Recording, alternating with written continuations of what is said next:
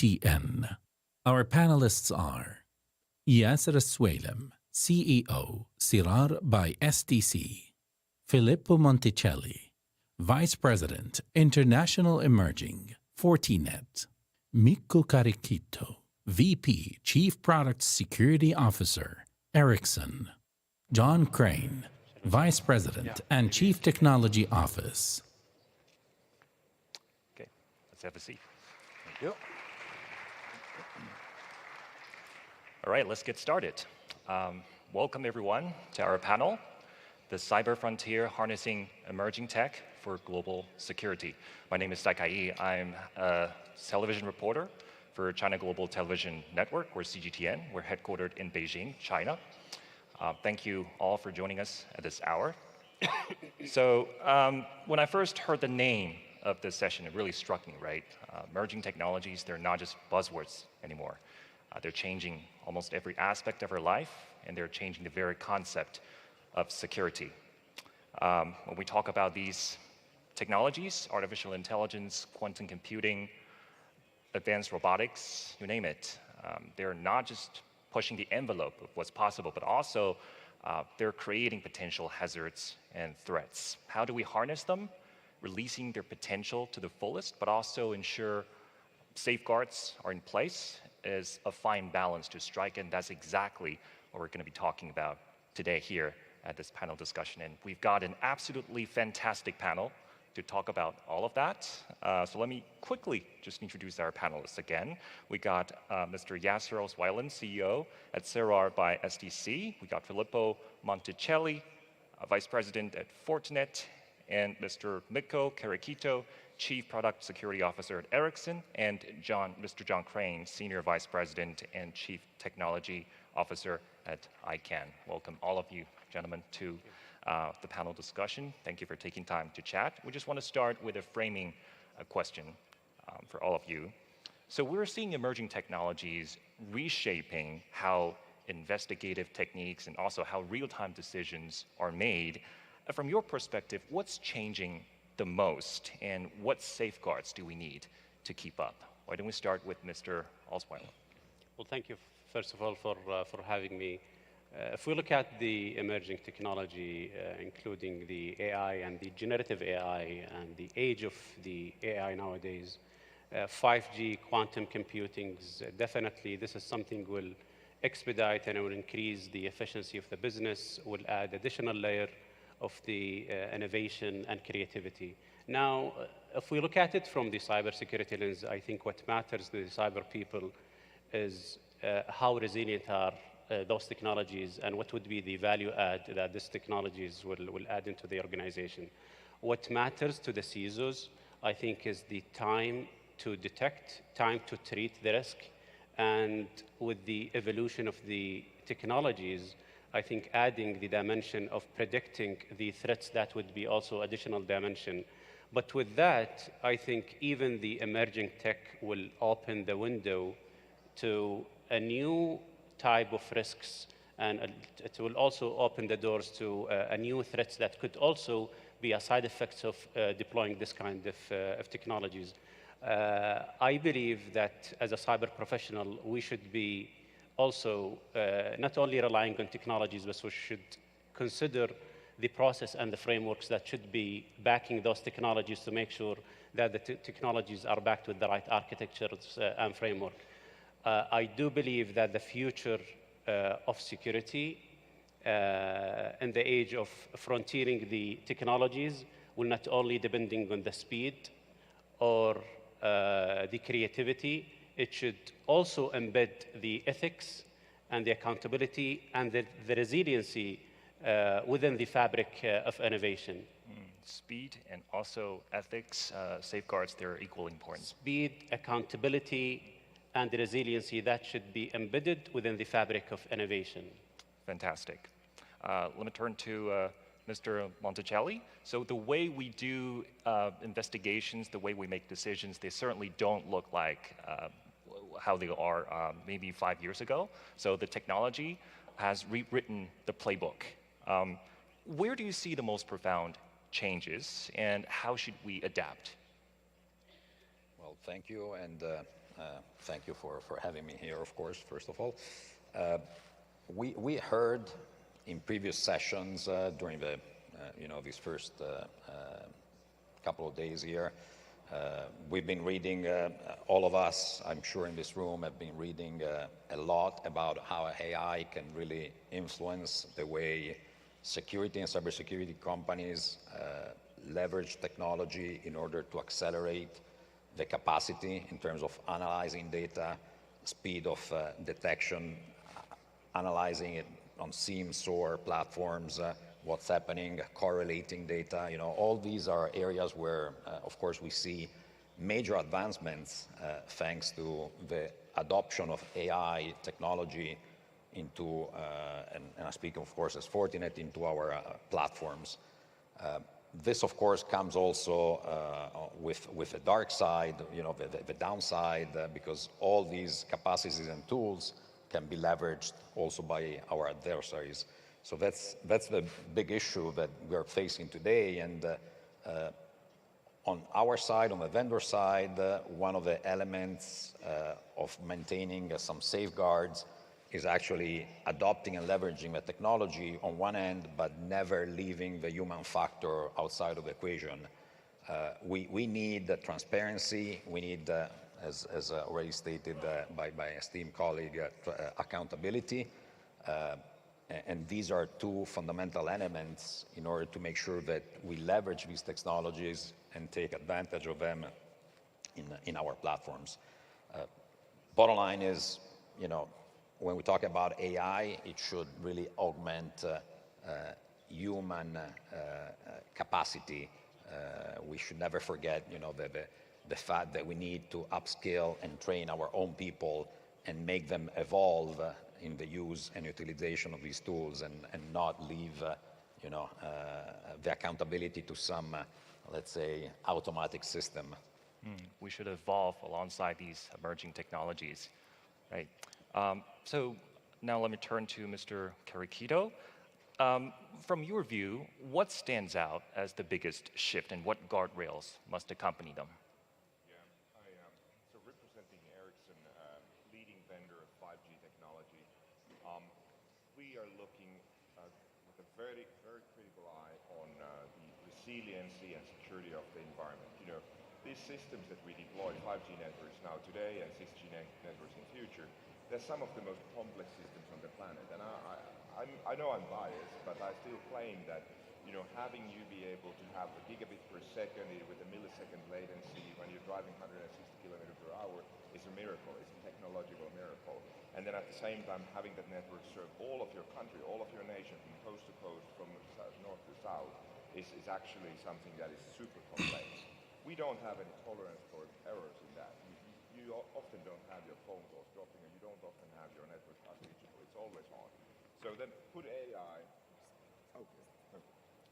So put AI and the other advanced technology into the picture, and think about what kind of chances can we take in this landscape that I described, that is highly complex and we're highly dependent on. So we need to be very careful about what we do. We need to be careful about any new addition to this technology stack that we create. So I usually speak about that we need to approach it in a holistic manner. We're looking from standardization. In telecommunications, standardization is a big thing. We standardize so that everybody can have a good network across the planet. Then we do product development, we do deployment into the networks, and then operations of the networks also. That the AI security considerations, for example, as just one example of the emerging technologies, need to be handled in the same way. So we need to actually understand, what do we standardize?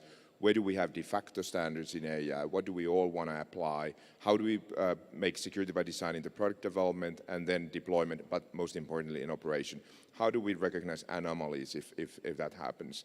And I guess we are in the era where we have a first time in human history where we have a technology that is somewhat unpredictable. Previously it was all, logic and ones and zeros, but now actually the machines can make decisions that we didn't predict for. So, and I think that's pretty important to understand. Thank you. Now, Mr. Crain, in your view, what protections are needed to evolve alongside these emerging technologies?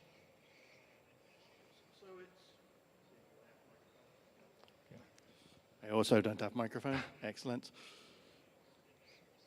So putting protections in place for modern technologies that are happening on a global scale is actually incredibly difficult. I work for an organization that focuses on one very specific element of the technologies, which is the identifiers the internet uses. But because they're used on the internet, they also are abused, just like every other tool that we've ever given to humanity gets abused. And to actually try and put protections in place on a global scale for anything like that is very problematic. Now, the scale of the networking, the amount of data, the time we have to actually look at that data and make decisions about it in today's age is unfathomable. So, we do have to try and, we're never going to get ahead of the bad guys. Right? The bad guys will always leverage the technology before we do, because they're not bound by any kind of rules that we make for ourselves. They will just do what they do. They're very quick to take up things like machine learning and AI. We've seen that already. You can make a lot of rules around this. Of course, you can put safeguards into the access to the technology, but those bad people will always go and use that technology before we do. So we need to figure out how we are going to leverage that technology ourselves in a safe manner, because obviously we have to operate responsibly, to give us that little bit of an edge so we can catch up with them. For example, in our organization, I have a research department that reports to me, and what we've been doing is using machine learning for building classifiers to actually look at data and do detection, not to make the decisions, but actually to detect the threats, and to do that in a way that can be passed down to many other people. It's going to be very hard to get global protections in place, and it's going to be very hard to push those down and out to the end user. It's easier for the bigger organizations, but the small guy needs the governments and the large organizations and the rest of the community to help them. While all this is happening on the ground, it's important to note that the speed and innovation brought by emerging technologies, they acquire stricter oversight and accountability, as you just mentioned. Innovation must be paired with safeguards. Well, so in terms of, let's talk about like quantum and some of the other advanced network technologies. They get a lot of attention as they're the future of communications and infrastructures. How much of that is realistic at the moment, and where are their limits? Who wants to pick up this question? I can start, at least from the technology point of view, being a big technology house with 30,000 engineers developing. We of course see the importance of being quantum or post-quantum safe, so be post-quantum crypto safe as a company. So we of course influencing and monitoring the developments in the standardization on new algorithms, but at the same time we're also looking at QKD and other mechanisms, and we don't see that actually quantum key distribution will be any game changer for telecommunication, at least. I mean, it's not going to be in our kind of commercial and even enterprise and even public safety, private networks. It's not going to be really a technology to deploy. I think what more important is, and oftentimes when you have highly complex systems that are ranging vast geographies and being always on, is really to focus on the basics, get the basics right, have a strong cryptography that protects you from quantum computers and new types of evolving threats, have your good hardening, good patch management, good vulnerability management. It's really good identity management. It comes really to that where the winners are made, and that will be my short answer. Sure, okay. Mr. Crain. So we've been looking at this from our own perspective. In the identifier space, we sign the root of the DNS of the naming space for the internet. And obviously, we've been looking at post-quantum cryptography and seeing where the state of that is. And every year or so, we go and do another investigation and say, is today the day that we need to get ahead of the bad guys?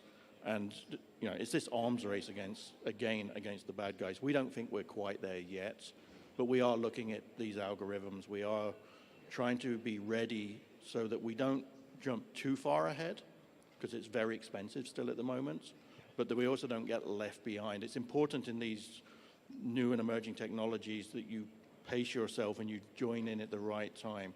You know, obviously, if you're in a competitive world, you might be looking for a competitive advantage and get further ahead than somebody like us in a non-profit scenario. But we're always trying to find that balance, and we are looking at this technology, but we don't think it's quite there yet from the need for going to quantum cryptography just yet. Ask me again next year. We'll see where we are. Pacing ourselves. Yeah. Okay. If I may add just maybe one bit, I agree, of course, with what's been said. On the other hand, though, we are seeing on the customer side, especially in specific sectors, finance is definitely one of them, critical infrastructure. Any customer that needs to protect extremely sensitive data or intellectual property, there's a strong interest, because of course we are seeing this as a company. Our FortiGuard labs are monitoring, and we're seeing a lot of attacks with a simple aim of simply harvesting data, right? So that the, let's say HNDL, you know, sorry for the acronym, the harvest now and decrypt later phenomenon is out there. It's not something which is, you know, coming in the next few years. I mean, this is happening now. So as a vendor, what we suggest is to work at the architectural level now on building, let's say, what we call crypto agility into the networks.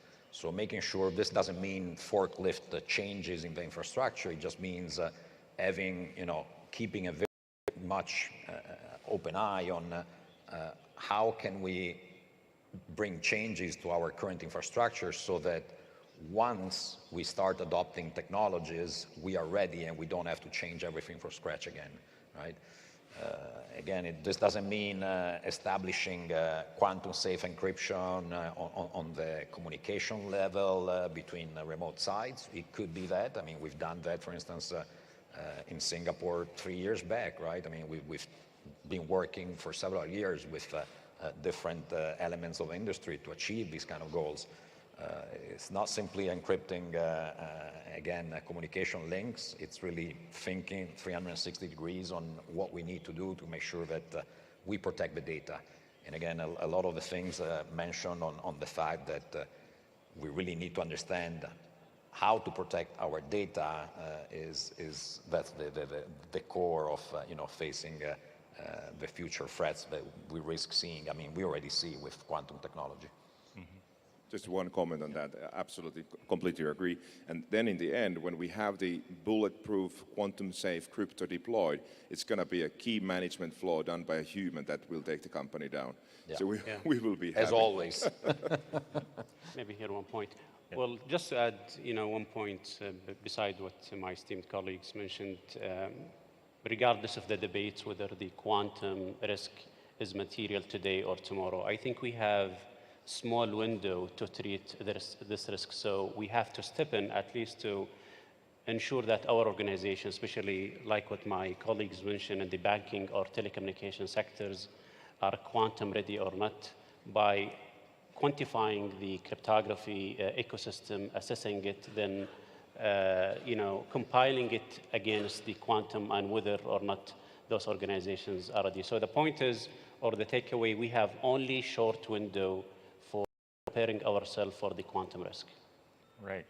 So quantum, other new network technologies, they're exciting, but I guess maybe quite a number of them are still at the pilot stage. Right. Broad deployment might still take some time, but it's a future worth waiting for. Okay, so let's talk about striking a balance in this area. How do we strike a balance using emerging technologies to improve performance while keeping and ensuring the continuity of key and essential functions when, let's say, systems fail or get disrupted? Yeah, well, I think in the cyber industry, we need even to strike a balance, not only technology and resiliency standpoints, but even with the customer experience, making sure that those technology won't impact the experience of our customers. So sometimes the false perception or the false assurance that we have as a cyber professionals is that stacking more technologies means more protections. while having the right architecture and the right framework embedded within the technologies. I think that's what we need to aspire for. Okay. Anyone wants to pick up on this? Well, one thing I may add is, again, with a lens of a company that builds platforms and not single products, but a cybersecurity platform, a way to strike that balance is really to leveraging this platform approach, embedding emerging technologies and building them from within the company into a platform approach that helps us maintaining the security level across the entire stack. That is what we're doing at Fortinet, and as maybe as a last comment, besides the technology aspect, making sure that we avoid failure is always an issue of really different approaches when it comes to monitoring, making sure we have the capacity to have an early detection, working on risk assessment on our systems, having teams prepared and capable of handling incident response. So it all comes down around these key elements of preparedness, and as a last resort, and especially when it comes to adopting emerging technologies and new technology and systems, we should really have backup plans, even going down to, let's say, manual recovery. But this needs to be planned. It needs to be prepared and run through simulations and drills with the teams. Preparedness is the key element, I think, in making sure that we can adopt safely emerging techs. Absolutely. If I can add just two quick comments. Your comment about, Filippo, about preparedness and backups. I've been listening to and speaking with Volodymyr Luchenko from Kyivstar in Ukraine, how they recovered after the massive cyber attacks in Kyivstar.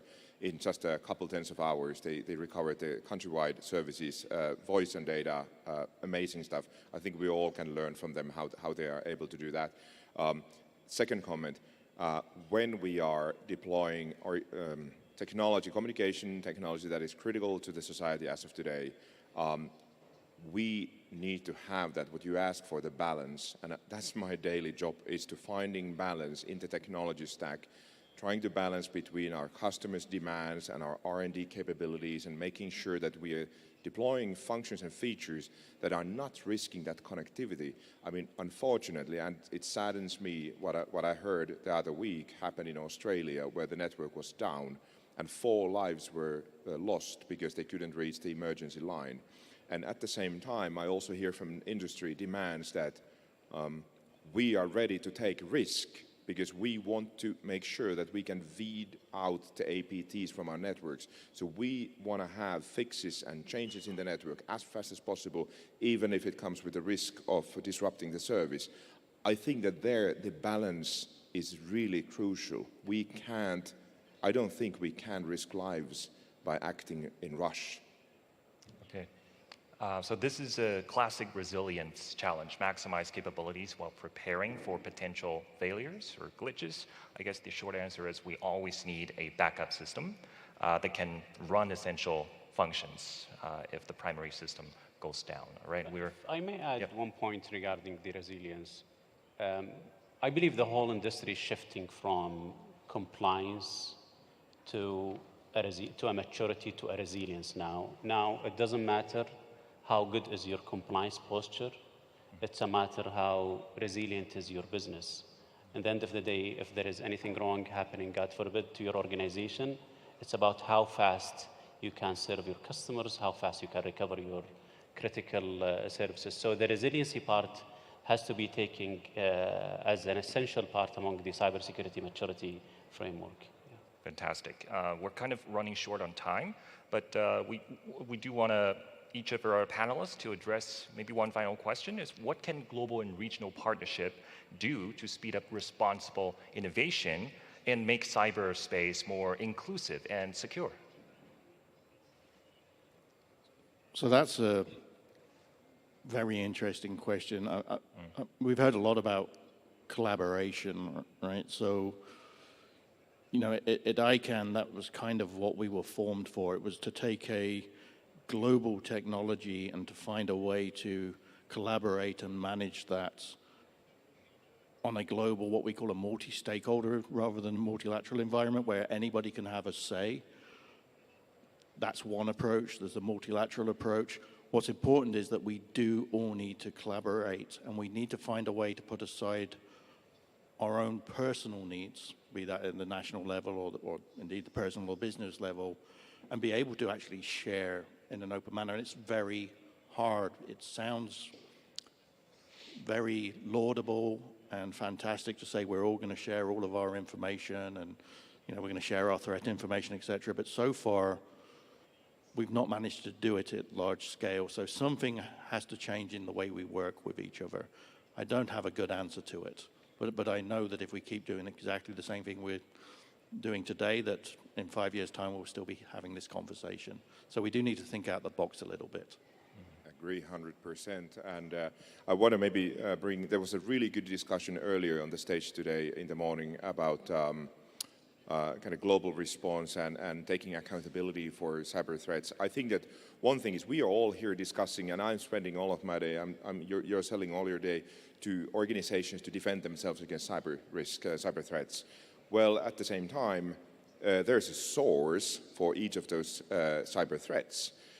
If we have people being shot by criminals on the streets, we don't ask people to put Kevlar vests on and helmets on when they go to the grocery store. We actually go for the source of the crime, and we go to the socio-economic structures that are behind why these people are starting to do criminal activity. In the same way, I think that we need to do something for this hockey stick that is growing the cyber risk, cyber threat globally, and go to the source, and as a global community, control the source, stop the supply, rather than the other side. We are doing hard already. Looking at this from another angle, again, as a vendor, what we see is basically facing enabling cooperation between entities. We see that as a key element of, let's say, our organization, working with Interpol, WEF, international entities, institutions is of course fundamental for us, and we do share threat intelligence at the global and also at the regional level. So within our company, there's a large part of the teams and organization within FortiGuard Labs that are working to make sure that we have very localized threat intelligence so that we can work at the regional level, but then at the same time scale up to the global level when it comes, to interacting with global police organizations, for instance, like Interpol. That's one aspect. The other aspect, let's say the human factor, which helps us, for instance, when we talk about inclusion, is we have a pledge to train across the globe millions of cybersecurity professionals, because the bottom line is, if we want to make sure that cybersecurity is provided, let's say, equally across the borders, and we know the enemies, they have no borders. We've listened all day long, about this story that they're acting borderless. We need to make sure that we have the capability to protect everybody. Yesterday, the ex-president of Senegal, it was interesting, his point, he was saying Africa is going to be, a source potentially of millions, hundreds of millions of people, and we need to make sure that we protect the weak chains. So we need to train people and make sure that we bring that capability of let's say, cyber safety and knowledge to be inclusive, let's say, on a worldwide scale. Yeah, fantastic. What about Mr. Alswailem? Yeah, to add to my colleagues' points, I believe having such platforms and dialogues between the regulatory bodies, the technology houses, service providers, and the users, making sure that we are embedding the development in the emerging tech, taking into consideration the ethics, accountability within the spirit and the DNA of technology and within the DNA of innovation, I think that's something that we're looking for. Right. So no single country or company can handle the challenges in this area alone. Indeed. We need open standards, international norm setting, joint cybercrime fighting, so as to better align regulations across borders. And I just want to end with a quote from the UN Secretary General Antonio Guterres, who delivered a video address yesterday. He said, as digitization accelerates, we must forge global partnerships rooted in solidarity and shared responsibility, leaving no country or community behind. Once again, thank you so much to all our panelists. Why don't we just give another round of applause to our panelists? Thank you. Thank you. Thank you so much.